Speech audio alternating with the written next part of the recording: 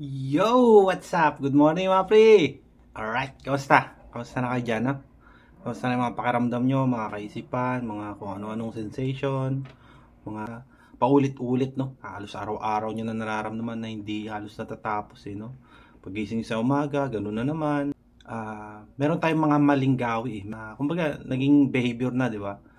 Na kapag ganito, kapag may nararamdaman is ganun na yung ginagawa natin, paulit-ulit ina-avoid or iniiwasan natin, no? Kasi yun na yung na-store sa atin, no? Kumbaga, yun na yung mindset natin, yun na yung araw-araw natin ginagawa, no? So, sa video na to is babaguhin natin yan, no? Kung paano natin tratuhin ang anxiety natin, no? Para na rin sa recovery mo, no? So, maiksi lang to. Intro.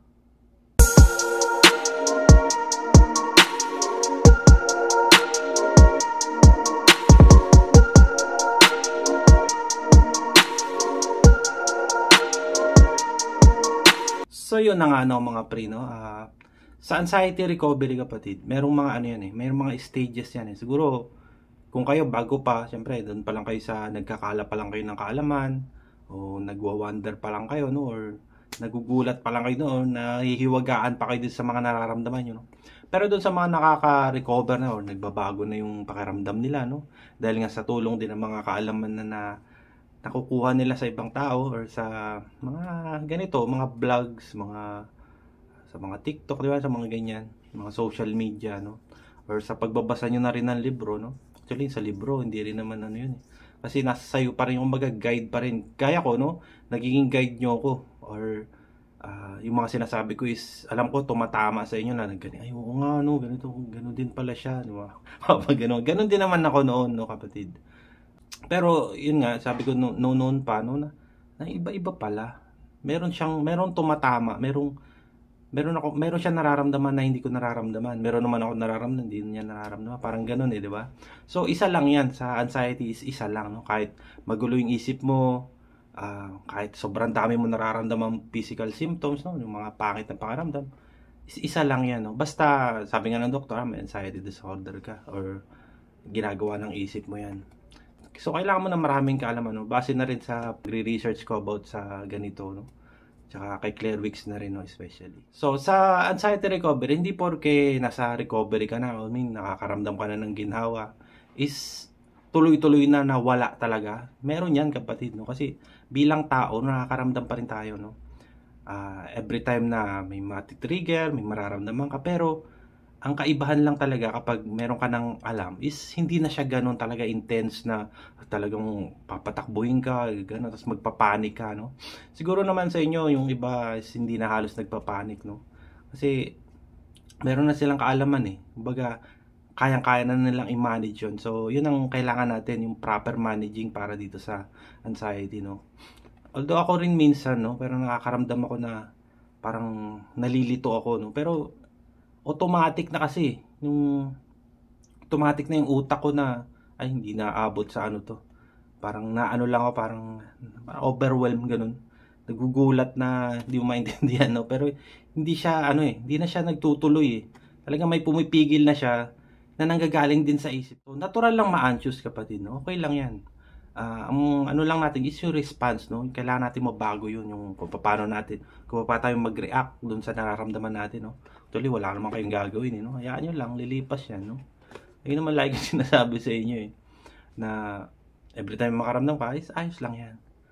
Pakalmahin yung sarili, o di gumawa ng ibang bagay. Huwag kayong mag-focus doon sa mga nararamdaman nyo, no? Kasi alam nyo naman nalilipas yan. Ilang beses nyo na bang nangyari sa inyo yan? Ilang beses nyo na naramdaman? So, dahil nga doon sa behavior na kapag may naramdaman ka, is i-entertain mo yun, automatic yun, yung utak mo, magbibigay na ng something na magulo sa'yo, no? Or magbibigay na ng kung ano-ano yan, mga what if na ganyan, no? Mga catastrophic, mga kung ano-ano, di ba? So, doon pa lang, no? Doon pa lang sa paraan na yun, is makokontrol mo na siya. Kaya nga, napakalaga ng proper managing, no? Na dahil nga sa mga natututunan mo na, mga nalalaman mo about sa anxieties, kayang-kaya mo. So, may mga tao na inaayawan talaga nila, ayaw na nilang makaramdam ulit. May pangit na maramdaman, may pangit na maiisip.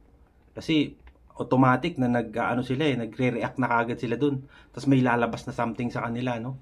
Ayun is nabubuo yun, nade-develop yun kapatid sa paulit-ulit dahil nga sa wala tayong kaalaman about sa nangyayari sa inyo, no? Kaya napakalaga ng paramihin yung kaalaman nyo about sa anxiety. Para yung mga bagong pakiramdam, mga kakaiba is makakaya nyo, no? Ma-manage yung ganong pakiramdam, no? Sa tulong din ng mga kaalaman, tsaka yung galing sa doktor, kapatid. Napakahalaga niyan. Kasi may iwan tanong nga, no? Na, ay, hindi ako sigurado kasi, no? Meron mga ganyan, no? Napaulit-ulit na silang pupunta sa ospital. Sinasabi ng doktor, wala naman daw makita sa kanya. Okay naman daw. Pero sa katawan niya is meron talaga nararamdaman, no? Na hindi siya kumbinsido. Tapos paulit-ulit. Punta siya sa ibang doktor, ibang ospital, di ba? So, ganun lang yung, kaya nga napakalaga ng kung may pera naman kayo, magpa-psychiatrist na kayo, no? Or psychologist para mas maipaliwanag nyo, no? Mas mai-share nyo yung nararamdaman nyo talaga, no? Para maginawaan kayo, luminaw na yung isip nyo about sa nangyayari sa inyo. So sa atin kasi hindi naman tayo ganun kayayaman, no? Or naman tayong budget para pa-doktor ng ganyan, no? Siyempre may kamahalan din talaga yan. Pero yun nga, kung gusto mo talaga, kailangan mo nang gawa ng paraan yan. Nasa inyo rin yung kapatid, nasa pagkilos nyo rin. So marami sa atin, inaayawan nila, no? Ang anxiety, tinakatakutan, iniiwasan, tapos kung anong ginagawa para lang mawala yung ganung pakiramdam, no? So parang mabago yung mindset natin is baguhin natin yun, no? Kasi nga ang anxiety is hindi mo kayang labanan yan, kapatid, no? Kasi part mo rin yan nasa katawan mo rin yan, no? Lumalabas lang siya dahil nga dun sa disorder, no? Mayroong something na lumalabas kahit di mo kailangan, di ba? Lumalabas siya kahit wala ka namang nakaupo ka lang, minsan nakatayo, minsan may nakita ka lang biglang may lalabas na sa'yo, no? Na nag-automatic na yung behavior mo na ano naman to, di ba? Ganun yun Kaya sabi ni Claire Wicks, yung mga oh my god na ganyan, yan nagpapalakas sa kanya Oh my god, ano ba to? Yung mga ganyan. Ito na ba yung last ko? May masamang mangyayari talaga sa akin. Di ba? So, kailangan natin mabago yun. Kasi na-store na yun Naging ganun na talaga siya, no, sa isip natin na paulit-ulit lang na hindi natin binabago, no? Kaya kailangan natin mabago yun. So, sabi ko nga sa inyo noon pa, no, na wala ka talagang takas dyan, kapatid, no? Hindi mo kailangan layuan yan, takbuhan, or iwasan yung ganyang pakiramdam, no? Kasi, wala ka talagang lusot dyan, kapatid, no? Kasi every time na, gaya nung sa senses natin, no, mga paningin, pang-amoy, pandama, panlasa, pandinig, no? Pag naging active na yung response sa katawan mo, is magiging active na lahat yan. So lahat ng mga papansin mo, tapos sa katawan, magmamanifest sa katawan mo is yan, may lalabas at lalabas talaga. So wala ka talagang lulusutan doon, kapatid, no? Kaya sinasabi ng iba na araw-araw na lang meron lang akong makitang ganito, meron lang akong maramdaman, lumamig lang kaunti o mainit lang kaunti, nabilad lang sa araw, iba na yung pakaramdam nila, no? So ganun nga yun, kapatid, no? So ang the best dyan is harapin mo yun. Kaya napakalaga ng sinabi ni Claire Wicks na harapin mo yun ang dyan yan ang key, kapatid, no? Kasi as long na iniiwasan mo na like ka na naman, nagmumukmuk ka na naman dyan sa kwarto nyo, hindi mo ini-entertain yung sarili mo na wala, na kailangan kong gawin to para hindi ko siya maramdaman, no? Hindi ganun. Kailangan mo siya ramdamin, kapatid, no? Parang sabi ko nga, it's let it be, no? Nangyari ka, sige, okay lang yan. Alam ko, anxiety ka, wala ka namang sa akin, hindi mo naman ako kayang saktan na hindi mo naman ako kayang patayin. Kung gusto mo akong patayin, patayin mo ako ngayon. Mga ganun ba? Pangahamon or affirmation sa sarili mo, no? Wala naman to. Safe naman ako Bet ako mamamatay sa di ba? Pagiging laro ng isip yun Gaya ng iba, no? Mayroon daw silang gulo ng isip palagi, no? Na kung ano-anong naiisip nila, pag imatake yung response nila is ang bilis daw ng utak nila, no, kung ano-anong naiisip, no? So kasama yun, kapatid, no? So ang the best doon is wala. Hayaan mo siya lumipas, no? Kasi as long na binibigyan mo siya ng pansin, wala, tutuloy lang yan. Gagawa lang siya ng panibago, lalayo yung isip mo, no? So wala talagang maano sa'yo doon. mauulit at uulit ka lang araw-araw. May lumabas na pangit, okay lang yun. Iisip ka lang naman eh. Hindi mangyayari yan kung hindi ako gagalaw, no? Ganyan lang naman ako. Naka-steady lang naman ako. Tumatakbo siya, di okay. Papagod ka rin. Tapos mamaya kakalma na yan, kapatid.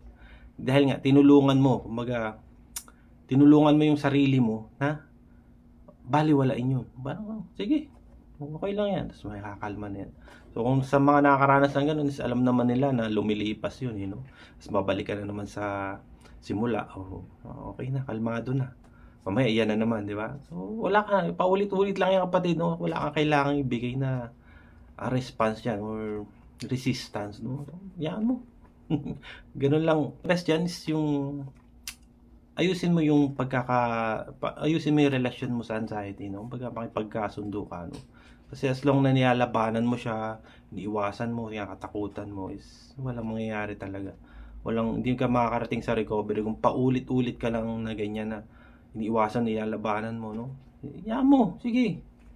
Mangyari. Totoo man yung ginagawa mo sa akin na meron talaga akong sakit, okay lang. Mamamatay ako, mga ganyan. Meron akong malalang sakit, o mababaliw ako, okay lang. Mangyari ka, di ba?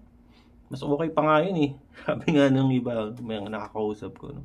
Maigi pa raw yung high blood, diabetes, mga ganyan, no?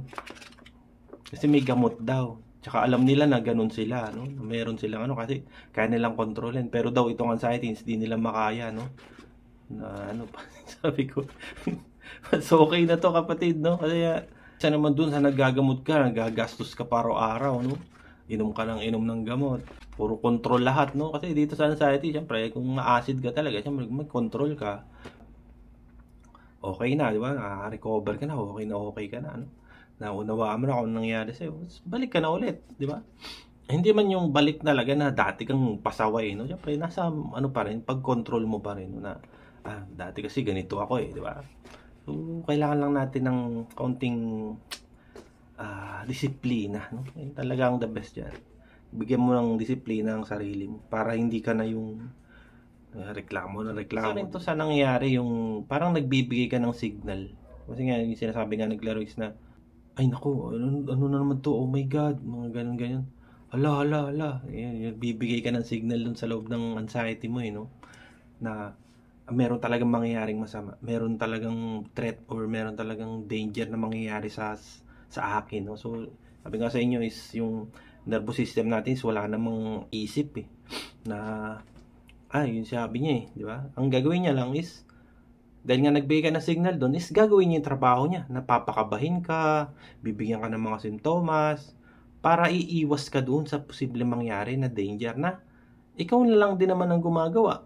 Now, nakaupo ka lang yan, tapos parang tinatakot mo na yung sarili mo, no? So, mali yun, kapatid, no?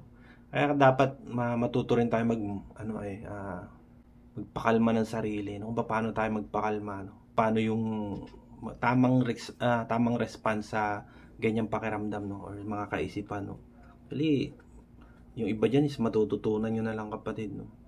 Hindi man galing sa akin, pero nasa katawan nyo na rin yan, no? Merong iba nalilito na wala daw talagang gagawin. Kahit nanginginig na or sobrang gulo na raw ng isip, tapos nalalambot na sila, no? Wala daw gagawin. Totoo yun, wala ka naman talagang gagawin. Kasi nga, nauunawaan mo na siya. So, meron nga dito nagsabi ito, sabi niya na para lang daw sa may alam ang vlog ko o video ko. So, hindi, kapatid, no? Hindi ganun yun. Kasi sa dami ng video, no? Sa dami ko ng video na nagawa, no? Sa dami na yan. So, hindi lang sa isang video yan, kapatid, no? Kaya sabi ko sa inyo, hangga't maaari, panoorin nyo mula umpisa hanggang ngayon, no? Meron mga tao talaga na gusto nila yun na point, na nasa punto na kagad na isang video lang yun, Hindi ganun yun, Kailangan nyo muna maintindihan kung ano nangyayari sa inyo. Base na rin ito sa mga karanasan ko, no, na i-share ko sa inyo. O paano ko siya ino-overcome, no? Paano ko nalampasan yung ganung mga pakiramdam, mga ganung simptomas, no? Although, dati nga may mga vlog ako dyan, nagpapanik pa ako, matatandaan nyo yun, no? Sa bukid yata ako nun, tapos hirapan ako huminga. Siguro dahil nagsasalita ako or medyo ano yung panahon, no? Maraming trigger, no? Maraming nasisense ka sa paligid. Pero yun nga, muntik pa mapanik. Pero, di ba, nahiraos ko naman yun, no? So, ganun yung kapatid, no? Pero hindi ko iniisip na, pag nagpanik ako, dadalhin ako sa ospital. Hindi ganun eh. Kaya ko to. Ganun ang ano dun eh. Kaya ko to. Anxiety lang to. Alam ko naman na to eh. May lalabas talaga. Natural yun. Tao ako eh. No? Nakakaramdam ako. No? So, doon nga sa may nagsabi na para lang daw sa may alam yung video ko. No? Yung video na yun siguro. Kasi yung mga vlog ko nitong pataas na. No? Yung mga bago na gaya nito. No? Halos sa recovery na to eh. Wala na ako doon halos sa ilalim yung mga kung paano nangyayaring ganito, bakit ka may simptomas, bakit may magulo kang isip, bakit ka may nararamdaman, bakit nalalabo yung mata mo. Tapos na ako dyan kapatid, no? Kumbaga, sa mga iba na mga datihan pang nanonood sa akin, alam ko na akaranas na sila ng kaayusan, no? Although yung iba nga, yung dating nagchat sa akin na sobrang alos araw-araw, no? Wala na eh. Siguro okay na sila, no? So sana yung mga natututunan nyo is i-share nyo rin sa iba, no? Kung hindi man galing sa akin is sa alam nyo na nasa tama kayo. So isa rin to sa kailangan natin mabago is yung sabi ko sa inyo yung method, yung reverse method, no? Kung natakot ka, okay lang matakot ka. Or kung ayaw mo pumunta, di pumunta ka, di ba? Kung meron kang pakiramdam na, iramdamin mo, di ba? Kasi as long na iniiwasan mo siya, nakakatakutan mo yung ganung pakiramdam or mga kaisipan is magtutuloy-tuloy lang yun. Magbibigay lang sa'yo ng kakaibang mga pakiramdam ulit yun. No? Kasi ganun ang anxiety kapatid. No? Ibahin nyo siya sa ibang mga pakiramdam na talagang alam nyo. Halimbawa, nilagnat kayo, meron kayong sipon, meron kayong ubo. Alam nyo naman na yan, di ba? Pero dito sa anxiety, no? Dahil nga, sa tulong ng mga ganito, mga kaalaman na binabagi sa inyo, no? Malalaman nyo na yan na, ay oo nga, no? Kaya nalalabas yung mga aha-aha nyo dyan, eh. Kaya napakalaga nung kaalaman kapatid. Yan ang the best talaga dyan. Kaya kailangan matuto tayo, no? Malaman na natin na, oo nga, no?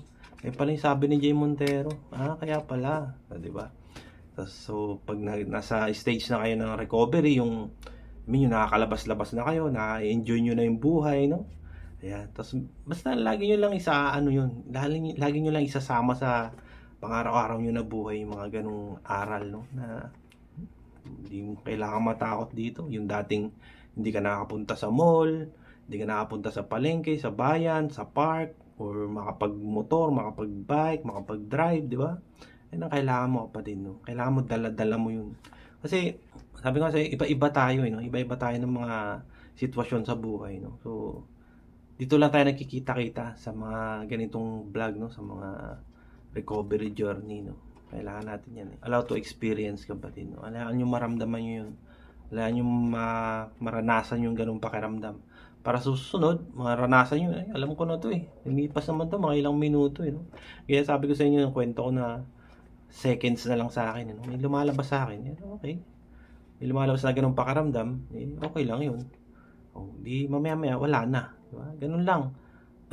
Kung kayo man tumatagal pa siya ng mga ilang oras sa inyo or kalahating araw, hindi naman siguro, no? Alam ko nung milipas siya kapag, kasi nga sabi ko niya, adrenaline lang yan, eh. Kaya kailangan lang natin maramdaman yun, no? Let it be, no? Mangyari, no? Kasi doon na lumalabas yung sinasabi ni Kerks na let time pass, no? Na, lilipas naman yan, eh. Na kahit wala kang gawin, okay lang. Walang problema. Mali lang talaga tayo ng pagkakakilala, no? Pagkaka-build sa isip. Kasi instinct ang tao na kapag may naramdaman is gagawa tayo ng paraan para mawala yun or labanan yun, yung ganung pakiramdam, no? Sa anxiety recovery, hindi ganun. Hindi mo kailangan labanan yun. Nasa katawan mo na yan eh. Ang kailangan lang natin ayusin kung paano tayo mag-response doon. So yun lang mga kapatid, no? Sana may nag-guess kayo kahit kaunti sa ating vlog at sana magtuloy-tuloy na yung paggaling nyo, no? Sana yung mga dati nyong gawis mabago nyo na, mapalitan nyo na. At sana maging maayos na kayo, no? Na madala nyo yung mga aral, mga nagtuturo ko, no? Sa pang-araw-araw nyong buhay, no? Kasi as long na nilalabanan nyo yan, wala talagang mangyayari sa inyo. walang recovery mangyayari kapag paulit-ulit lang kayo na gumagawa ng mga ganyang pangit na nakasanayan. So lang, maraming salamat. Adios.